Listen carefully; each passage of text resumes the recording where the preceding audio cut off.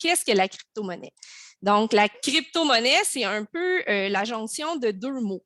Crypto, qui fait référence à la technologie, la cryptographie qui nous permet de sécuriser le tout, et monnaie.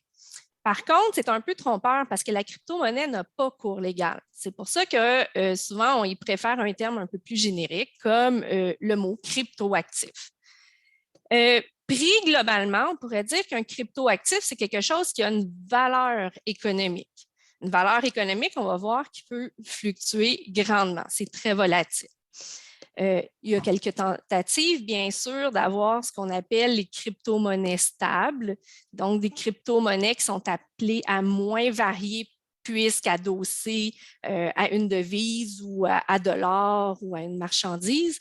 Mais généralement, quand on parle de crypto-monnaie, surtout à des non-initiés, on entend surtout le Bitcoin, qui est probablement la crypto-monnaie la plus populaire, là, celle qui a le mieux pénétré nos esprits, ou l'Ether.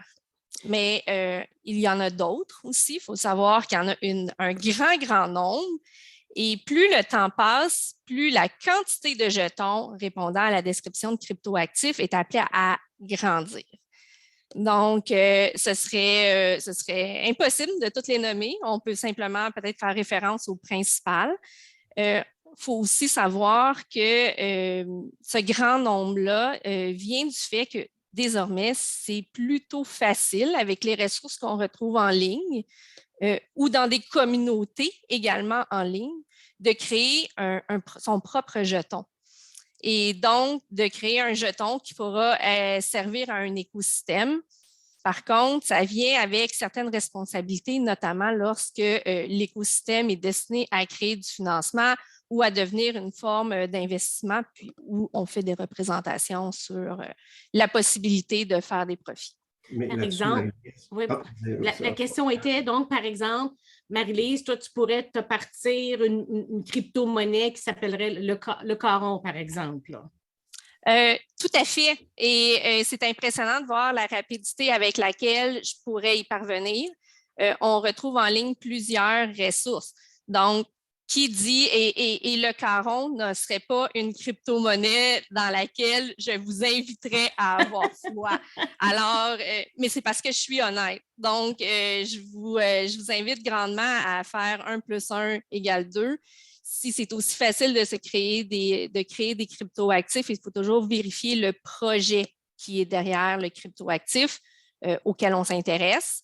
Le crypto-actif qu'on se propose d'acheter ou même de transiger vers autrui. Moi, je comprends, je suis bien honnête, là, je ne connais vraiment rien en ce qui concerne ça. Donc, en principe, si vous voulez vous partir une crypto-monnaie Caron, il faut qu'il y ait un objectif en arrière, une espèce. Donc, si vous voulez le vendre, dites-moi, je vends mon Bitcoin, mais pas mon Bitcoin, ma crypto-monnaie Caron parce que je veux faire un objectif, c'est ça? Mais généralement, c'est que je vais l'associer à un projet, je vais l'associer à une forme d'écosystème ou un idéal ou un objectif commun. Par exemple, c'est une crypto-monnaie qu'on pourrait se transiger pour telle fin.